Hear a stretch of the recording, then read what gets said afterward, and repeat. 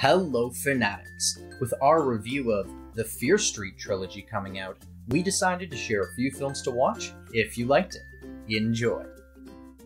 Scary Stories to Tell in the Dark is an adventure horror directed by Andre Overdahl, starring Zoe Margaret Coletti, Michael Garza, and Gabriel Rush.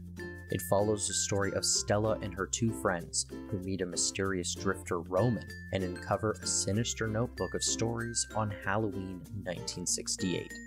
This film has a similar story, horror elements, characters, themes, tone, and atmosphere.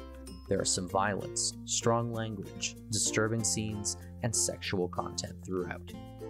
Freaky is a horror comedy directed by Christopher Landon, starring Vince Vaughn, Catherine Newton, and Celeste O'Connor.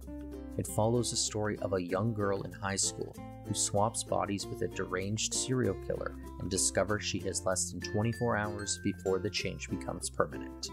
This film has similar horror elements, themes, and atmosphere.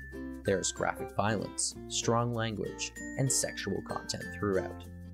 The Final Girls is a horror comedy directed by Todd Strauss-Schulson, starring Tessa Farmiga, Malene Akerman, and Adam Devine. It follows the story of a young woman grieving the loss of her mother, a famous scream queen from the 1980s, who finds herself pulled into the world of her mom's most famous movie. This film has a similar story, horror elements, characters, themes, tone, and atmosphere. There is violence, strong language, and sexual content throughout.